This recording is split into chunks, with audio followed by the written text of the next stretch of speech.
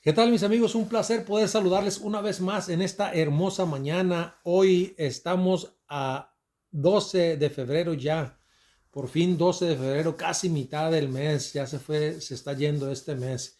Mis amigos, que Dios me les bendiga grandemente. Vamos a dar inicio a nuestra meditación de esta mañana. No sé si ustedes recuerdan el suceso cuando una mujer tenía ya mucho tiempo que tenía su periodo, su regla, y fue y tocó el manto de Jesús.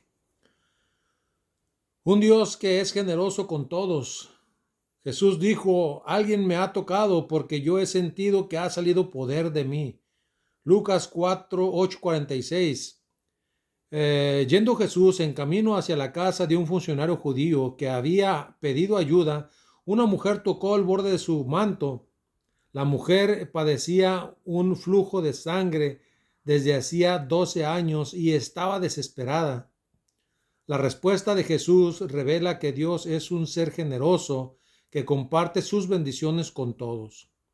Aun cuando Dios puede estar rodeado de una multitud que lo oprime, su carácter y su plan no cambia. Él siempre es involucrado en la obra, bendecir a las almas, salvar y liberarlas del poder del enemigo. No hay muchedumbre, opresión, circunstancia, ruido, ni entorno que impida que Dios se dé cuenta del grito de auxilio de uno de sus hijos. Nadie puede ser realmente bendecido, nadie puede recibir verdaderamente ayuda, nadie consigue mejor completamente o sentir auténtica liberación sin que Dios intervenga. La bendición siempre trae la firma de Dios. De pronto Jesús hace un comentario extraño. Alguien me ha tocado. Lucas 8:46. Pedro se apresura a hacerle ver cuántas parecen sus palabras, cuán tontas parecen sus palabras, pero Jesús sabe con qué intención ha dicho. Mostrar que existe una gran diferencia entre un toque casual y un toque de fe. Él notó y nota la diferencia siempre. Jesús aclara entonces la situación. Poder divino acaba de salir de él. Por tanto, alguien acaba de ser bendecido por haber puesto su fe en Jesús. Alguien se había refugiado bajo el estandarte de Cristo y él quería identificarlo para luego darle todo lo que tenía reservado para esa persona. Cuán reconfortante es saber que Dios nos pone restricciones a la hora de compartir su poder con quien lo buscan con fe.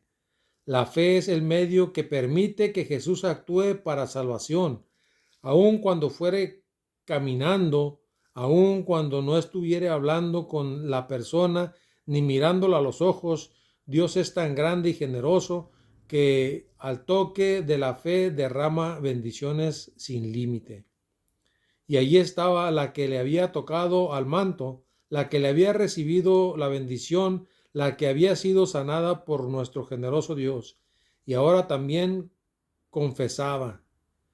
Completando el proceso, Jesús le dijo, ten fe, tu fe te ha salvado.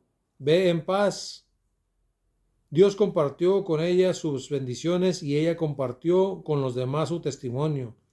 Ese día todos regresaron a su casa bendecidos. Tenemos un Dios que lo ha compartido con todos nosotros sin reservarse nada. Reconozcámoslo y compartamos sus bendiciones con los demás. Dios siempre está atento a las necesidades de todos y cuando Él quiere bendecir a la gente, no solo quiere bendecirles, quiere darles a saber que simplemente con un poco de fe, con que tú te acerques a su trono, a su ley, a la ley que tenemos, con que tú te acerques en oración a Él, con que tú te acerques ahí puedes recibir bendición.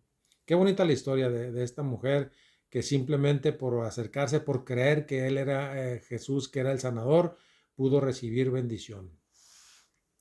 Vamos a dar la introducción de nuestra meditación de esta mañana, mis amigos, hermanos, familia. Es un placer, es una bendición poder estar aquí acompañándoles a todos ustedes y que ustedes puedan estar ahí atentos también al mensaje, a la reflexión que tenemos para esta mañana. Vamos a tener una palabra de oración para poder dar inicio a nuestra reflexión. Oremos. Bendito Dios, gracias Señor, te damos en esta hermosa mañana que nos has dado la vida, la salud. Rogamos tu protección, Padre, como todos los días. Acompáñanos, Señor. Enséñanos el mensaje, enséñanos a confiar, Señor, plenamente en todo lo que tú nos das, buen Dios. Enséñanos para que podamos confiar plenamente en que tú tienes el control, Señor, de la humanidad y que únicamente tenemos que acercarnos todos los días, Señor, y entender que el sufrimiento es parte de la vida en esta tierra y que ese día que vayamos, ese día glorioso, Señor, donde vayamos a la tierra nueva, a la nueva Jerusalén, Señor, tú vas a enjugar nuestros ojos y ya no va a haber más dolor. Acompáñanos, Padre, dirígenos en todo momento, enséñanos a caminar de tu mano, Padre, y apartarnos de todo peligro, de todo pecado, de todas las cosas que nos hagan daño, buen Dios. Dirígenos, Padre. Lo rogamos y lo pedimos en el nombre de Jesús. Amén. Crea en mí un corazón limpio, crea en mí un corazón sincero, que alabe tu nombre, que me recuerda a una canción que tenía ahí cuando mis hijas estaban pequeñitas, siempre la cantaban ellas y me viene a la mente este título de nuestra reflexión, crea en mí un corazón limpio. De repente nos sentimos así o estamos así de esa manera, ¿no? Que porque pecamos, que porque caímos de la gracia de Dios, no tenemos el derecho de que Dios, porque el enemigo está encargado, está empecinado con el ser humano, con todas las personas, de hacerles saber su pecado y que porque tu falta fue tan grave, no tienes derecho ni acceso al perdón de Dios. Eh, yo siempre me voy a los ejemplos bíblicos porque por algo están ahí. El salmista David, que es quien hace los salmos, la mayor parte de los salmos que están escritos en la Biblia, él fue un hombre que fue un siervo de Dios, sí, pero que también cometió muchos pecados, que hizo muchas faltas y que cometió adulterio, cometió asesinato, cometió muchas faltas ante Dios y aún así Dios le perdonó. Así que no dudes que Dios te va a perdonar, por muy fuerte que haya sido tu falta o tu pecado que haya sido, Dios te va a perdonar, ha prometido y la va a cumplir. Eh, Crea en mí, Dios, un corazón, un limpio corazón. Vamos a leer Salmo 51, 1 al 5. ¿Por qué el salmista apela a la misericordia de Dios? ¿Por qué el salmista está apelando y pidiendo que tenga misericordia de él? Es como cuando tú vas a la corte, si lo has hecho, si has estado en una corte y si no, más o menos trabaja de esta manera. El apelar a algo es reclamar, es decirles, o sea, sí hice esto, pero Señor, por favor, haz al juez, ¿no? O sea, sí hice esto, pero lo hice inconsciente, o hice esto porque tenía cierta situación, o hice esto. Yo se los digo porque yo pasé por un proceso así en Estados Unidos. Yo les platiqué así brevemente que atropellé a una persona en el freeway, en la carretera, se atravesó la persona y lo arrollé con mi carro. Entonces, cuando fui a la corte, pues querían darme la pena máxima, ¿no? Por haber corrido, porque no cometí una falta y mi falta fue haber corrido, porque no atropellé a un animal y aún así cuando hubiera sido un animal, yo debí de haberme quedado a darle auxilio.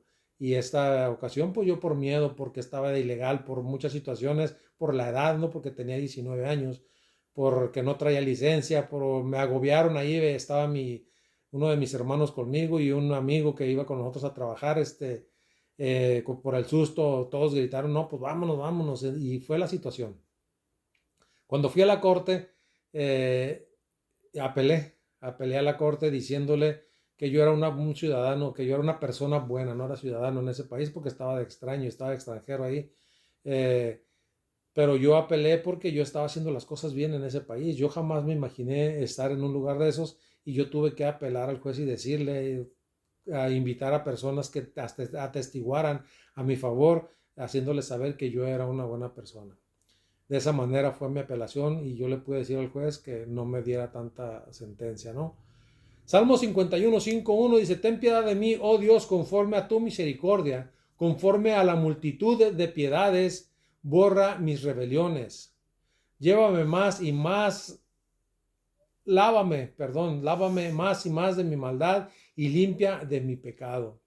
Porque yo reconozco mis rebeliones y mis pecados están siempre delante de mí.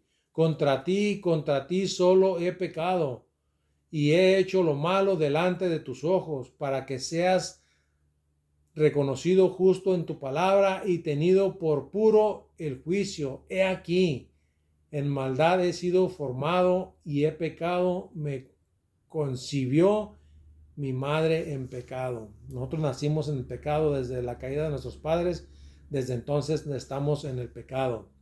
El rey David derrama su corazón ante el Señor para pedir perdón de los pecados durante los momentos espirituales más oscuros de su vida. Y esto nos lleva a lo que les acabo de mencionar, ¿no? El rey David cometió muchas cosas, fue un siervo de Dios, siempre estuvo en sintonía con él, siempre estaba de la mano con Dios, siempre fue obediente, pero llegó un momento que se soltó de la mano de Dios, que dejó de orar, dejó de pedir su dirección, y es cuando el enemigo viene a la vida del ser humano. Cuando tú te apartas de él, empieza a causar estragos en tu vida, cuando tú dejas de leer la Biblia, cuando tú dejas de orar, cuando tú dejas de estudiar y de poder, cuando dejas de compartir su palabra. Una vez que tú has orado y estudiado, las indicaciones es de que compartas todo lo aprendido.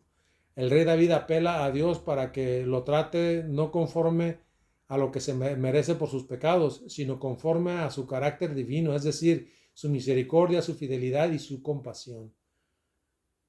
El rey David está apelando porque él se sabe pecador y sabe que no tiene nada que pueda perdonarle más que únicamente la gracia de Dios que lo fortalece y que él es quien le daba todo antes de que soltara de su presencia. El Salmo 51, 6 al 9, ¿cómo describe aquí el perdón del pecado? ¿Cuál es el objetivo del perdón divino? Salmo 51, 6 al 19, he aquí tú amas la verdad en lo íntimo, en lo secreto me has hecho comprender sabiduría. Purifica mi hisopo y seré limpio, lávame y seré más blanco que la nieve. Hazme oír gozo y alegría y se recrearán los huesos recrearán los huesos que has abatido. Esconde tu rostro de mis pecados y borra todas mis maldades. Crea en mí, oh Dios, un corazón limpio y renueva un espíritu recto dentro de mí. No me eches delante de ti. No quites de mí tu santo espíritu. Vuelve en gozo de tu salvación y el espíritu noble me sustente. Entonces enseñaré a los transgresores tus caminos y los pecadores se convertirán a ti. Líbrame de homicidio, oh Dios, Dios de mi salvación. Cantará mi lengua tu justicia. Señor, abre mis labios y publicará mi boca tu alabanza, porque no quieres sacrificio que yo lo daría. No quieres holocausto, los sacrificios de Dios no son el espíritu quebrantado. Al corazón contrito y humillado no despreciarás tú, oh Dios. Haz bien en tu benevolencia, oh Sión. Edifica los muros de Jerusalén. Entonces te agradarán los sacrificios de justicia, el holocausto u ofrenda del todo quemada. Entonces ofrecerán becerros sobre tu altar. Una vez que tú eres transformado, una vez que Dios toca tu corazón y te libra de todo lo que aquí nos está diciendo el salmista, que crea un corazón limpio y sincero, lo que sigue es testificar, es que tú vayas a dar testimonio de lo que Dios hace y ha hecho y sigue haciendo en tu vida. No olvides esto nunca. Una vez que tú eres restaurado, que sientes la presencia de Dios y que Dios viene a tu vida y te restaura, así como lo que leímos aquí de la persona que tenía 12 años, sufriendo con ese mal que les agobia a las mujeres todavía en la actualidad, pero pues pasan que 3, 5 días cuando mucho. Esta mujer tenía 12 años y por la fe que ella tenía, de que yo me imagino que pensaba, nomás con que alcance a llegar a él y toque su manto, con eso voy a ser sanada. Y así sucedió, pero Jesús no pasó desapercibido ese suceso y preguntó quién me ha tocado. Y los apóstoles incrédulos decían, o sea, ¿qué le pasa a Jesús? Está viendo la multitud y todavía pregunta quién lo tocó, si todo el mundo nos está aquí testeando y tocando. Pero las intenciones que tengas tú siempre, siempre de querer que Dios te sane, siempre van a ser notorias para Él. Porque Él notó y Él lo que quería era que se dieran cuenta que Él sabía cuando salía poder de Él. El perdón divino implica algo más que la proclamación legal de la inocencia. Produce un cambio profundo que alcanza lo más íntimo del ser humano. Produce una nueva creación. El verbo hebreo bara, traducido como crear, describe el poder creado divino. Solamente Dios puede bara, crear. Únicamente Dios puede producir un cambio radical y duradero en el corazón de la persona arrepentida.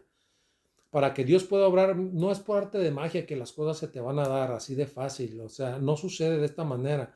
No es por una varita que van a llegar y te va a venir la conversión.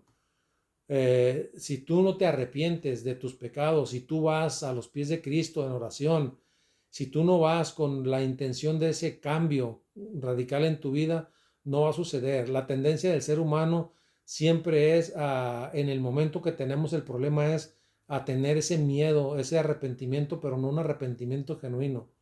Cuando tú vas y le pides perdón a Dios o le pides perdón a la persona incluso, y realmente lo haces con el corazón, con un corazón contrito, entregado y seguro de que no vas a volver a cometer más ese pecado, es cuando Dios escucha y Dios te restablece y Dios sana ese corazón, quita ese corazón de piedra y te pone uno de carne que siente porque estás comprometiéndote con Dios a alejarte de ese pecado. Es la manera. Dios es Dios, a final de cuentas, te arrepientas o no, Dios sigue siendo Dios. Toma en cuenta esto, es difícil para nosotros entender ese amor que Dios nos tiene, pero mientras tú no te acerques a Él con esa seguridad de que quieres su perdón, no va a suceder nada en tu vida. No va a suceder porque simplemente Él quiere tu arrepentimiento. Quiere que tú vayas con un corazón arrepentido. David pide purificación con hisopo. ¿Qué quiere decir esto? Siente que su culpa lo mantiene proscrito de la presencia del Señor, o sea, que se alejó de la presencia de Dios. Y eso es lo que surge cada vez que tú te alejas de Dios. Quieres que Él te restaure así de como una varita de magia, que ponga y que te diga, ¿sabes qué? Ya, hombre, no pasa nada y tus pecados son perdonados. No es así. Tú tienes que ir con un corazón contrito, arrepentido y con la seguridad de que no vas a pecar más. Del mismo modo que el leproso está proscrito de la comodidad mientras dura el estado de impureza, teme que los sacrificios no puedan restaurarlo plenamente, porque no había sacrificio que pudiera expiar sus pecados premeditados del adulterio y del asesinato. Realmente eran pecados fuertes que había cometido David. Únicamente la gracia divina, la gracia divina incondicional podría aceptar un corazón contrito y humillado. La gracia divina, solamente Dios. Si Dios sabe y conoce tu corazón y sabe que lo estás haciendo con ese perdón genuino que brota de tus entrañas, de tu corazón, Dios te va a perdonar. David, como dice que, voy a leer otra vez, dice únicamente la gracia divina incondicional podría aceptar el corazón contrito y humillado de David como sacrificio y devolverle la armonía con Dios. Al pedir la purificación con hisopo, quiere volver a la presencia de Dios. Quiere decir que David estaba arrepentido y quería retomar una vez más. Dios te perdona. No dudes, por muy grave que haya sido tu falta, Dios te va a perdonar. Únicamente tienes que venir, acercarte a Él, pedirle perdón y Dios te va a perdonar. Así como la mujer esta que leímos al principio en la meditación, le dijo Dios, tus pecados, tu fe te ha salvado, ahora vete y no peques más. Así también le dijo a la prostituta que querían apedrear el pueblo cuando Jesús manifestó su gracia y su poder también con ella. Le dijo, ¿dónde están los que te iban apedreado, los que estaban acusándote?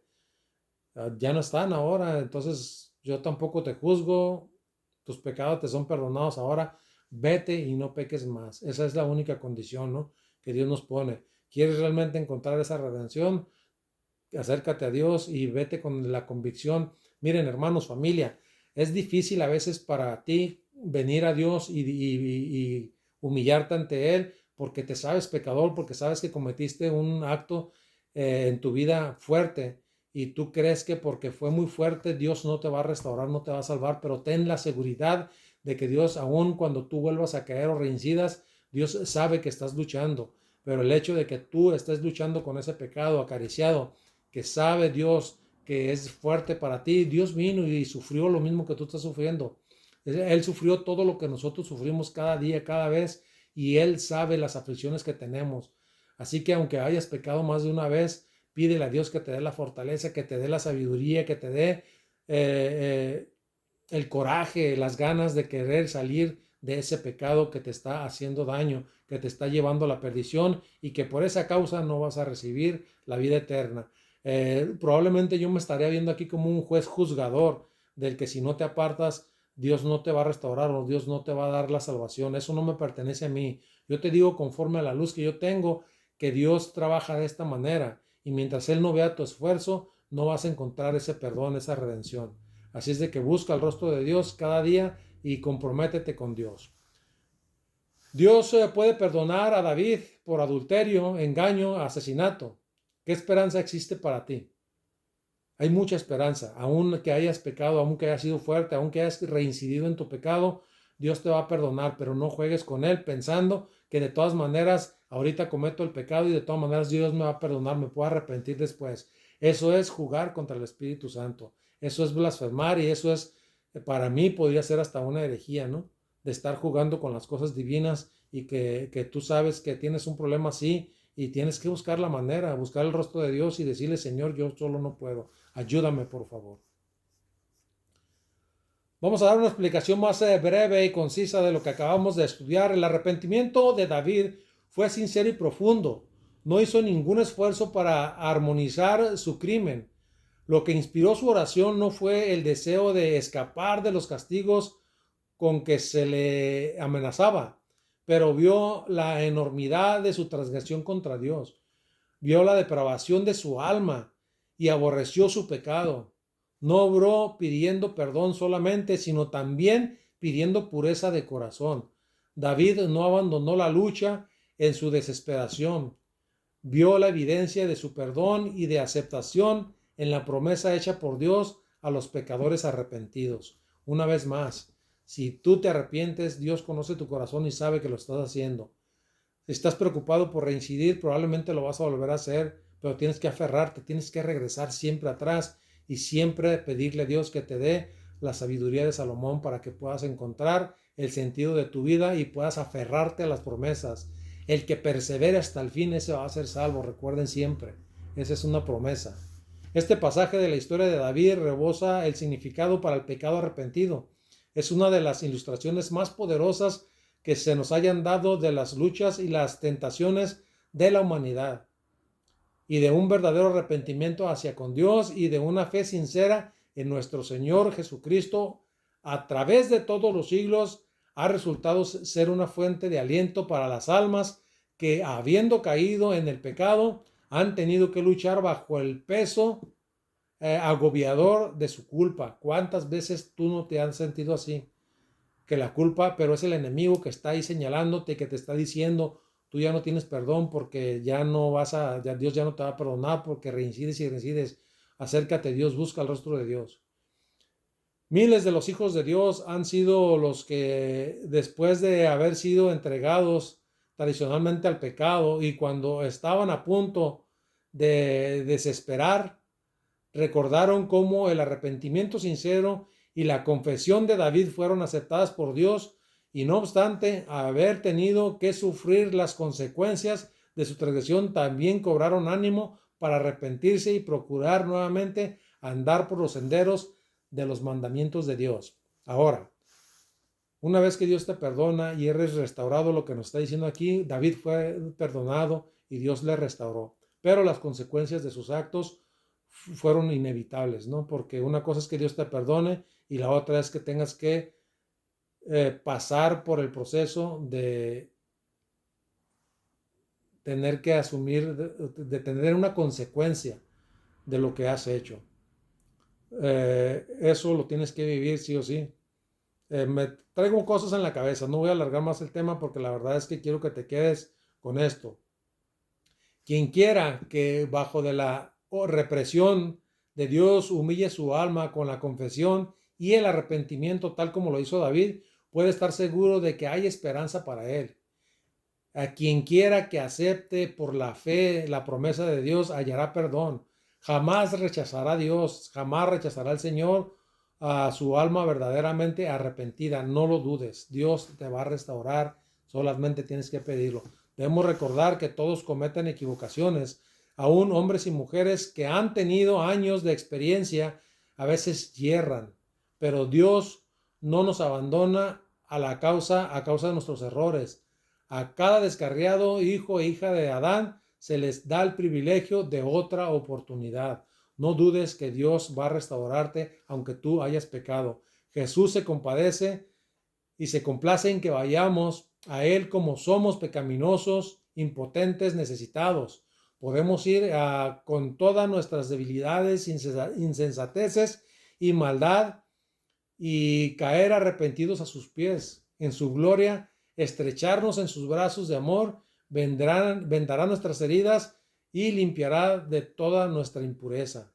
Él va a limpiar todos tus pecados. Dice que lo va a aventar del oriente hasta el poniente y jamás volverá a haber memoria de esos pecados. Confía en que Dios, miles de personas se equivocan en esto. Creen que Jesús les perdona personal e individualmente. No creen al pie de la letra que lo que Dios dice. El privilegio de todos los que llenan las condiciones, saber por sí mismos que el perdón de todo pecador es gratuito, aleja a la sospecha de que las promesas de Dios no son para vosotros, son para los pecadores arrepentidos. Cristo ha provisto fuerza y gracia para que los ángeles ministradores las lleven en toda alma creyente. Ninguno hay tan malvado que no encuentre fuerza por esa justicia en Jesús, que murió por los pecadores. En Él está esperándolos para cambiarles los vestidos sucios y corrompidos del pecado por las vestiduras blancas de su justicia. Y les da vida y no perecerán, no morirán. Y si mueren en esta tierra, tienen la oportunidad de la redención, de la salvación. Vamos a encontrarnos en esa tierra nueva donde Dios ha prometido. Mis amigos, mis hermanos, que Dios me les bendiga. Como siempre les recuerdo, mi nombre es Arturo Sánchez y también les recuerdo que por favor se suscriban, que compartan, que den like para que la obra siga avanzando. Solamente 2 más queremos para poder transmitir en vivo. Solamente nos faltan 2 suscriptores para que podamos permanecer en esta línea y podamos seguir creciendo. Mis amigos, mis hermanos, mi nombre es Arturo Sánchez. Nos vemos mañana en la próxima. Chao, chao.